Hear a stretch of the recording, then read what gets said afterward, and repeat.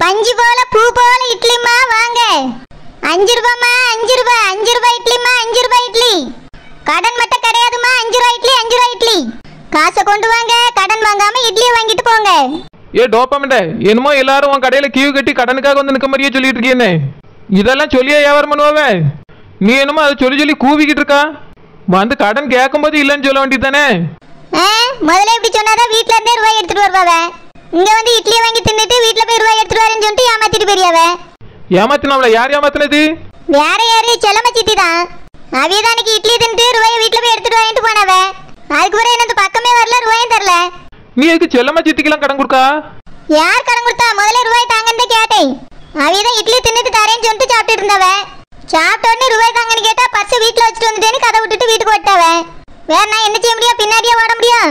அங்க போனா அத்தை இருப்பாவ, யாசுவாவ. அதனால தான் என்ன அங்க போய் கேட்காம இருக்கேன். அவிய கடன் கேட்கும்போது என்னைய கூப்பிட்டுக்கலாம்ல, நான் கொடுக்காதேன்னு சொல்லியிருப்பேன்ல. அவியலை தின்னுட்டு தான் கடனே சொல்லியிருக்கா, வேற எப்படி வந்து கூட முடியும்? நீ பிள்ளை அழுதேன்னு உள்ள கொண்டு போயிட்டா. நீ அவியலங்க இருந்து போகிட்டு இருக்க கூடாது டோப்பமெண்ட. பிடிச்சி இந்த மரத்துல கட்டி வச்சிருக்கணும். இல்லைன்னா முதல்ல உஷாராவி நீ இட்லியே கொடுத்துருக்க கூடாது. அவிய நம்மளுக்கு எவ்வளவு பண்ணியிருக்காவ, நீ எதுக்கு அவியலுக்கு இட்லி கொடுக்கா? உங்களுக்குலாம் இட்லி தர முடியாதுன்னு சொல்லி துரத்தி அனுப்ப வேண்டியதானே. நான் வியாபாரம் பண்ணிட்டு இருக்கேன், எப்படி தர மாட்டேன்னு சொல்ல முடியும்? அப்படி இருக்கும்போது யார் வந்து கேட்டாலும் நான் இட்லி கொடுத்து தானே ஆகணும். அதனால தான் அவளுக்கு கொடுத்தேன். சாப்பிட்டுட்டு தருவான்னு பார்த்துட்டே இருந்தா பர்ஸ் இல்லைன்ட்டு ஓடிட்டாவ. இது வரைக்கும் என்னங்க வரவும் இல்லை, ரூபாயும் தரல. அதனால தான் நான் இப்போ இப்படி சொல்லி கூவி கூவி கூப்பிட்டு இருக்கேன். யாரா இருந்தாலும் வீட்டுல இருந்து வரும்போதே ரூபாய் எடுத்துட்டு வந்துருவாங்கல்ல. அதனால தான் இந்த மாதிரி காசு எடுத்துட்டு வாங்கன்னு சொல்லிட்டு இருக்கேன். இங்க பாரு டோப்பமெண்ட, என்னை சித்தி வந்தாவன்னு வச்சுக்கியா, முதல்ல சாப்பிட்ட ரூபாய்க்கு ரூபாய் கொண்டு வந்துட்டீங்களான்னு கேளு. அதை வாங்கிட்டு அதுக்கு பிறகு அவளுக்கு இட்லியே கொடுத்துறாத. அவிய வந்தாலே நம்மளுக்கு பிரச்சனை தான் வரும். அவளை துரத்தி அனுப்பு. நானே கடை வச்சிருக்கேன், சாப்பாடுன்னு கேட்டு வரவங்களுக்கு இல்லைன்னு எப்படி சொல்ல முடியும்? அவளுக்கு அப்படி சொல்லும்போது 4 பேர் பார்த்தாச்சுன்னா என்ன நினைப்பாவ? கடைக்கே வர மாட்டாவ. அதனால தான் கொடுக்க வேண்டியதா இருக்கு. என்மெல்லாம் வந்து கேட்டவனா ரூபாய் வாங்கிட்டு தான் அவளுக்கு கொடுக்கலான்னு இருக்கேன். சரி சரி, அப்படியாவது பண்ணு. ஹாய் சரோஜா, இட்லி பிசினஸ் ஆரம்பித்து விட்டாயா? ஆமா பச்சைக்கிளி, ஒன்னே தான் பக்கமே காணோம். ரோசா பக்கம் வந்து சொன்னேன்னு சொன்னாவளே. ஆமாம் சரோஜா, ரோஜா பூ கூறினாள். நானும் வர வேண்டும் வர வேண்டும் என்று நினைத்து கொண்டே இருந்தேன்.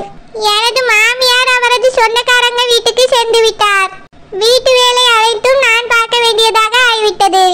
அதனால் தான் இந்த பக்கமே வர முடியவில்லை. ஏ பச்சைக்கிளி, அப்படின்னா மாமியார் இப்ப வந்துட்டாவளோ? குழந்தை, இப்பொழுது என் மாமியார் வந்து விட்டார்கள். நீ கொடுத்து வச்சவ நல்ல மாமியார் கிடைச்சிருக்கு. உன்னைய இட்லி கடைக்கு அனுப்பிச்சு விட்டு அது வீட்டுல வேலை பார்க்குது. ஐயோ இல்லை இல்லை, எனக்கு உடம்பு சரியில்லைனால் மட்டும்தான் மாமியார் வேலை பார்ப்பார்கள். மற்ற நேரம் நான் தான் வேலை செய்வேன். என் அத்தையை ஒரு வேலையும் நான் செய்ய விடவே மாட்டேன். ஆனாலும் அவர்களும் செய்வேன் என்று உடை உடை வந்து செய்வார்கள். இருவரும் பகிர்ந்து கொண்டு சில நேரங்களில் செய்வோம். இன்று கூட காலையிலே இட்லி அவித்து சட்டினி வைத்து சாப்பிட்டு விட்டோம். மதியத்திற்கு என் கணவருக்கு சாப்பாடு செய்து கட்டி கொடுத்து அனுப்பிவிட்டேன். அப்போ நீ இட்லி வாங்க வரலையா? இல்லை குழந்தை, இட்லி கடையை பார்த்து விட்டு போலாம் என்று வந்தேன். ஆமா, பார்க்க இது பெரிய தாஜ்மஹால். பச்சைக்கிளி, நீ தான் எங்களுக்கு பெரிய கஸ்டமர் நினைச்சிருந்தேன். நீயே இட்லி வாங்கலன்னா என்ன அர்த்தம்? குழந்தை, இன்று நான் வீட்டில் செய்து விட்டேன். நாளையில் இருந்தே நான் வாங்கிக் கொள்கிறேன். சரோஜா, நாளைக்கு இட்லி கடை இருக்கும் அல்லவா? நான் நாளைக்கு வாங்கிக் கொள்கிறேன். பச்சைக்கிளி, நாளைக்கு பூரி தான் காலையில போட போறேன். பூரியா? என் கணவருக்கு மிகவும் பிடிக்குமே. காலையில் அவர் ஆபீஸ்க்கு கிளம்புகிறாரா? அந்த நேரத்திற்குள் என்னால் பூரி செய்ய இயலாது. சாப்பாடு வேற கட்டி கொடுக்க வேண்டியிருக்கும் அல்லவா? அதனால் தினமும் இட்லி தோசை தான் இருக்கும். நீ நாளைக்கு பூரி சுட்டால் நான் வந்து வாங்கிக் கொள்கிறேன். ஒரு பூரி எவ்வளவு? வரும்போதே ரூபாயும் எடுத்து வந்து விடுகிறேன். பச்சைக்கிளி, ஒரு பூரி 10 ரூபாய் தான். அப்படியா? Okay okay. ஏ பச்சைக்கிளி, என்ன குழந்தாய்? ஒரு வாரத்துல 2 நாள் இட்லி, 2 நாள் தோசை, 1 நாள் பூரி, 1 நாள் பொங்கல். அப்பம் இன்னொரு நாள் ஆப்பம் புட்டு ஏதாவது ஒன்று போடுவா. அதனால என்னாலும் ஒரே டிஃபன் இருக்காது. வித்தியாசமா வெரைட்டியா வரும். அப்படி என்றால் அனைத்தையும் மொத்தமாக வைக்க வேண்டியதானே? ஏன் ஒவ்வொரு நாளும் ஒன்றாக வைக்க வேண்டும்? யார் யாருக்கு எது எது பிடித்துக் கொள்கிறதோ வாங்கி கொண்டு செல்வார்கள். பச்சைக்கிளி, சரோஜா ஒத்தையில் தானே வேலை பார்க்கா. எப்படி அத்தனையும் மொத்தமா செய்ய முடியும்? இது ஒரு பெரிய ஹோட்டலா இருந்தாலும் பரவாயில்ல, ரோட்ல வச்சு வித்துட்டு இருக்கா. ஏதாவது ஒண்ணுதான் இருக்கும். ஆனா வாரத்துல 7 நாளும் வித்தியாசமா இருக்கும். ஓ அப்படியா? சரி சரி சரோஜா, இதனுடன் சேர்த்து வடையும் வை, ரொம்ப நன்றாக இருக்கும். சரி பச்சைக்கிளி, என்ன இட்லி போடும்போது வடையும் சேர்த்தே வைக்கேன். ஆமாம் சரோஜா, வீட்டு வாடகை கொடுக்கவே ரூபாய் இல்லை என்று கூறிக்கொண்டிருந்தாயே, எப்படி இட்லி கடை ஆரம்பித்தாய்?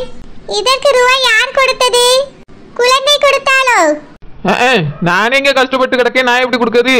வேற யார் கொடுத்தார்கள்? வேற யாரால பச்சைக்கிளி ரோசா பக்கம் தான் தந்தாவ. அப்படியா? ரோஜாப்பூ தான் தந்தாளா? ரோஜாப்புக்கு கொஞ்சம் இலகன மனசுதான். உதவி கேட்டால் உடனடியாக செய்து விடுவார். நான் கூட அகிலாண்டம்மாவிடம் தான் வாங்கினீர்களோ என்று நினைத்தேன். அவங்க தந்துட்டு அடுத்த வேலை பாப்பாவ. பச்சைக்கிளி உனக்கு நல்ல மாமியார் கிடைச்சிருக்கவ, எங்களுக்கும் அப்படி கிடைச்சிருக்குன்னு நீ நினைச்சிடாத. குழந்தாய், நான் பார்த்த வரைக்கும் அகிலாண்டம்மா நல்லவர் தானே? உனக்கு நல்லவர், எங்களுக்கு கெட்டவர். சரி சரி, இருவரும் வியாபாரத்தை பாருங்கள், நான் நாளைக்கு வருகிறேன். சரி பச்சைக்கிளி, பூரியோட இருப்போம், நீ ரூபாயோட வந்துரு. சரி குழந்தாய். பச்சைக்கிளி உனக்கு தெரிஞ்ச வீட்டெல்லாம் கொஞ்சம் சொல்லிரு. சரி சரோஜா. பச்சைக்கிளி இங்க இருந்து பறந்து ஊர் முழுக்க சொல்லிட்டு தான் போவா. சரோஜா செல்லா, இன்னைக்கு என்னடா இட்லி வச்சு வச்சிருக்க? தோசை கடை போடலையா? இன்னைக்கு இட்லி தான் சித்தி போட்டிருக்கேன். சரிடா செல்லம், சித்திக்கு ஒரு 4-5 இட்லி எடுத்து வச்சு தாமா. ஓ சித்தியோ, ஆமா இன்னைக்கு திண்டு போனக்கு ரூபாய்ங்க. ரூபாய் தானே இருக்குடா, தரவு தாரை. சித்தி முதல்ல ரூபாய் தாங்க, அதுக்கு பிறகு சாப்பிடுங்க. சரோஜா செல்லம், ரூபாய் இருக்குடா, நான் சாப்பிட்டு தாரேன்.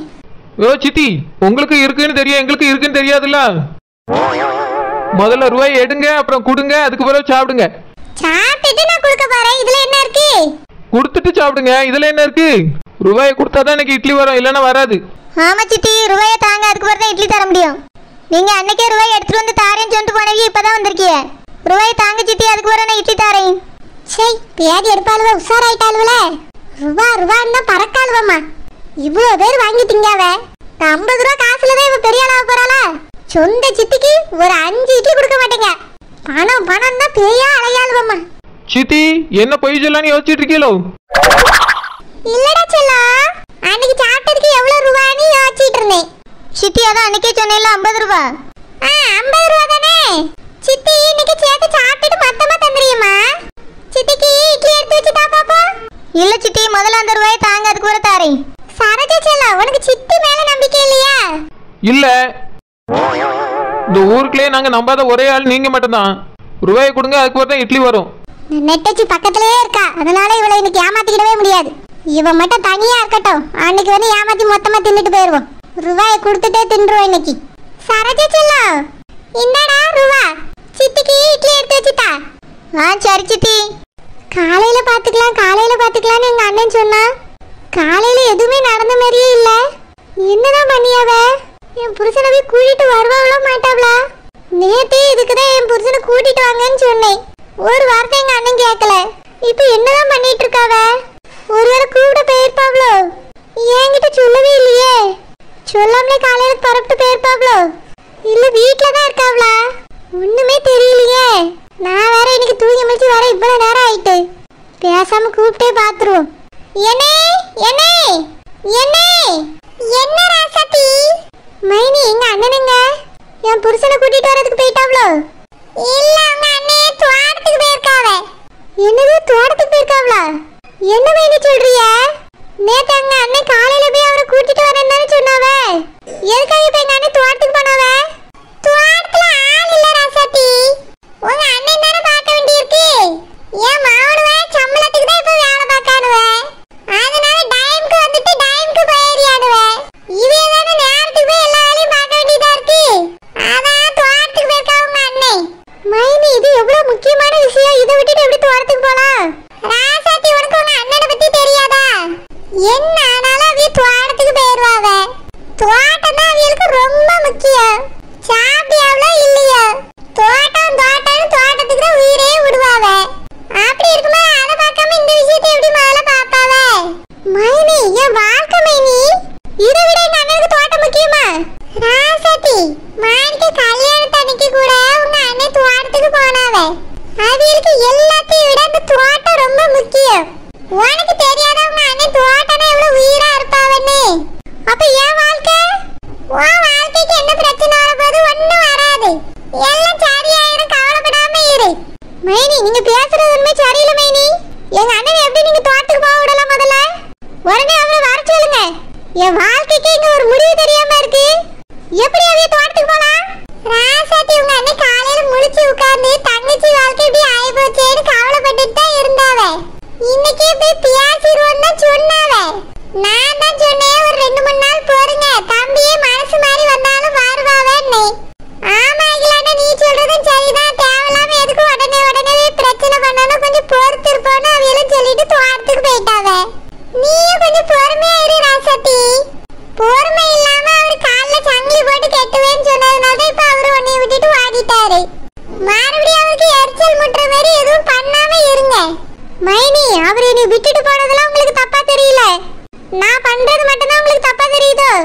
என் புருஷன் மைனி என்னைய விட்டுட்டு வேற ஒருத்தி கூட போய் இருக்காரு.